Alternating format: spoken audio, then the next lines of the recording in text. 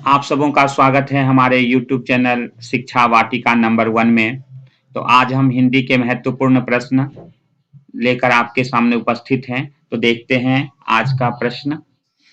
हिंदी किस भाषा परिवार की भाषा है? तो इसका सही उत्तर हो जाएगा भारोपीय, ए ऑप्शन।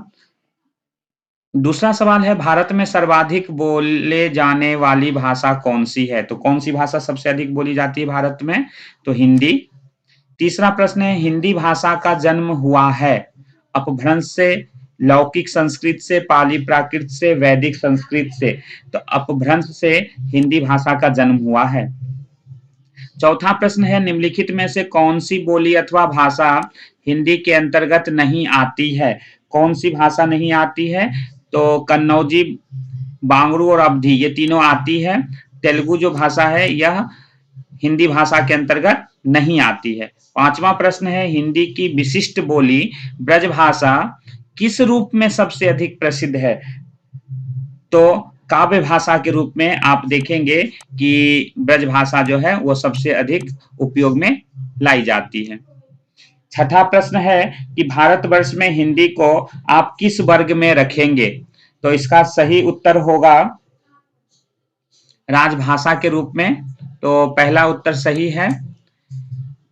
सातवां प्रश्न है कि ढूंढाड़ी बोली है, ये ढूंढाड़ी बोली कहाँ बोली जाती है? तो इसका सही उत्तर होगा पूर्वी राजस्थान में। ब्रजबुली नाम से जानी जाती है। आठवां प्रश्न, ब्रजबुली नाम से जानी जाती है, इसका सही उत्तर होगा पुरानी बांग्ला। निम्नलिखित में से कौन सी भाषा देवनागरी लिपि में लिखी जाती है? तो देखिए देवनागरी लिपि में कौन सी भाषा लिखी जाती है? नौवां प्रश्न का सही उत्तर होगा मराठी। एक मनई के दुई बेटवे रहीन, ओहमा लहुरा अपने बाप से, कहिस दादा धन माँ जवन, हमर बखरा लागत होय तवन हमको दे द। यह आवरण हिंदी किस बोली में लिखी हुई है? तो देखिए इस तरह का रहे रहीन, बेटवे, इस तरह की जो भाषा है ये अवधी भाषा होती है। तो आपका ऑप्शन सी सही उत्तर होगा। 11वां प्रश्न कि निम्नलिखित में कौन सी भाषा संस्कृत भाषा की अपभ्रंश है? तो संस्कृत भाषा की जो अपभ्रंश भाषा है वह पाली को माना गया है, यानी ऑप्शन जो ज है ये सही उत्तर होगा। अधिकतर भारतीय भाषाओं का विकास किस लिपि से हुआ है? तो देखिए ज्यादातर जो भारतीय भाषा है उसका जो विकास हुआ है वो हुआ है ब्राह्मी लिपि से, यानी ऑप्शन डी सही उत्तर होगा। हिंदी भाषा किस लिपि में लिखी जाती है? तो हिंदी भाषा देवनागरी लिपि में लिखी जाती है, सही है, यानी ऑप्शन सी आपका सही जवाब होगा। वर्तमान हिंदी का प्रचलित रूप है तो कौन सा है? तो अभी कौन सी हिंदी बोली जाती है सबसे ज्यादा? तो खड़ी बोली, यानी ऑप्शन ई सही उत्तर होगा। 15वां प्रश्न है, हिंदी भाषा की बोलियों के वर्गीकरण के आधार पर छत्तीसगढ़ी बोली है। तो छत्तीसगढ़ी बोली जो है वो पूर्वी हिंदी कहलाती है, याद रखिएगा ये ज्यादातर प्रश्न पूछा जाता है। छत्तीसगढ़ी बोली पूर्वी हिंदी के अंतर्गत आती है। 16वां प्रश्न है कि निम्नलिखित में से कौन सी भाषा हिंदी की बोली है? कौन सी भाषा निम्नलिखित में से कौन सी पश्चिमी हिंदी की बोली है? देखिए पश्चिमी हिंदी की जो बोली है वो है बघेली, तो ऑप्शन डी जो है वो सही है। भारतीय संविधान में किन अनुच्छेदों में राजभाषा संबंधी प्रावधानों का उल्लेख है? किन अनुच्छेदों में राजभाषा संबंधी प्रावधानों का उल्लेख है? यानी ये जो उत्तर होगा देखिए 343 से लेकर 351 तक की जो धाराएं हैं उसमें इस अनुच्छेद में राजभाषा संबंधी प्रावधान का उल्लेख है। तो ऑप्शन ए सही उत्तर होगा।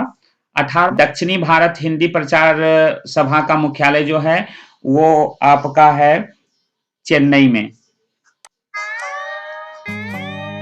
हिंदी भाषा के विकास का सही अनुक्रम कौन सा है? देखिए हिंदी भाषा के विकास का सही अनुक्रम इसमें आपको ढूंढना है। सबसे पहले देखिए पाली है, उसके बाद प्राकृत भाषा बोली गई है, अपभ्रंश हिंदी है, यानी ऑप्शन ए जो है यही सही है। पहले पाली, प्राकृत, अपभ्रंश, ठीक है। अगला देखते हैं, संविधान के अनुच्छेद 351 में किस विषय का वर्णन है। देखिए अनुच्छेद 351 आपको पहले ही बताए थे कि 343 से लेकर 351 तक हिंदी राजभाषा के बारे में है उसमें। तो संविधान के अनुच्छेद 351 जो 20वां प्रश्न है उसका सही उत्तर हो जाएगा हिंदी के विकास के लिए निर्देश। 21 में है ब्रजभाषा है। अब देखिए ब्रजभाषा कौन सी भाषा है, तो ये पश्चिमी हिंदी के रूप में जाना जाता है, तो पश्चिमी हिंदी यानी ऑप्शन बी इसका सही जवाब होगा।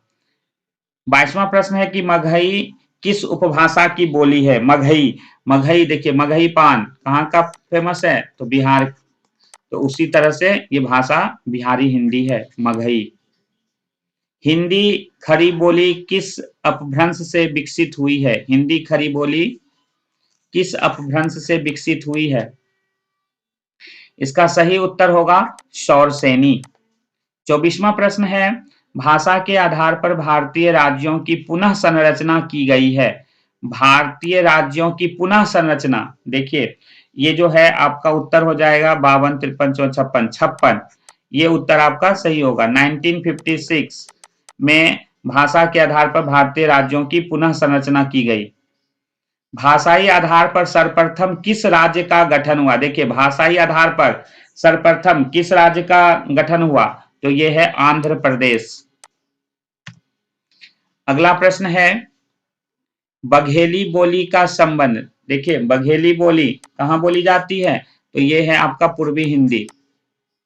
किस छत्तीसगढ़ी हिंदी जो है ना वही है बघेली, छत्तीसगढ़ी। 27वां प्रश्न है कि किस तिथि को हिंदी को राजभाषा का दर्जा दिया गया। देखिए हिंदी 14 सितंबर यहाँ भी है 14 सितंबर, ध्यान रखिएगा, लेकिन यहाँ 1950 से 1949 यानी गणतंत्र से एक साल पहले 49 याद रखना है, तो 14 सितंबर 1949 को जो है हिंदी को राजभाषा का दर्जा दिया गया। इसीलिए हम लोग 14 सितंबर को ही क्या मनाते हैं, हिंदी दिवस भारत में। वर्ष 1955 ईस्वी में गठित प्रथम राजभाषा आयोग के अध्यक्ष थे। 28वां प्रश्न देखिएगा कि 1955 ईस्वी में गठित प्रथम राजभाषा आयोग बीजी खेर, पहला आंसर सही है। 29वां प्रश्न है कि भारतीय संविधान की 8वीं अनुसूची में शामिल भाषाओं की संख्या। देखिए हमें ये याद रखना होगा, ये बार बार क्वेश्चन पूछा जाता है कि 8वीं अनुसूची में कितनी भाषा है, तो याद रखना है 22, ऑप्शन डी सही उत्तर होगा। 30वां प्रश्न है कि हिंदी की आदि जननी है। देखिए हिंदी की आदि जननी किसे माना गया, हिंदी कहां से है, तो संस्कृत से, ऑप्शन ए जो है लास्ट में ये आपका सही उत्तर है। 31वां प्रश्न है कि 8वां विश्व हिंदी सम्मेलन वर्ल्ड हिंदी कॉन्फ्रेंस 2007 ईस्वी का आयोजन स्थल था। वर्ल्ड हिंदी कॉन्फ्रेंस कहां हुआ था, तो न्यूयॉर्क में, ऑप्शन डी सही उत्तर होगा। निम्नलिखित में से कौन भारोपीय परिवार की भाषा नहीं है। देखिए भारोपीय परिवार की भाषा, ठीक है, मराठी है, गुजराती है, हिंदी है, कौन नहीं है, तो मलयालम। उत्तर ये सी होगा, ऑप्शन सही, सी ऑप्शन। हिंदी दिवस इस दिन मनाया जाता है। देखिए हिंदी दिवस अभी तुरंत बताए थे आपको, याद रखना है 14 सितंबर 1949 को, तो 14 सितंबर को हिंदी दिवस मनाया जाता है, ऑप्शन बी। 34वां प्रश्न है कि विकास की दृष्टि से प्राकृत की पूर्वकालीन अवस्था का नाम है। तो देखिए प्राकृत की पूर्वकालीन अवस्था का नाम है पाली, ऑप्शन 2, ठीक है, ये सही है, यहाँ ऑप्शन 2 हो गया, ये ऑप्शन ए है पाली।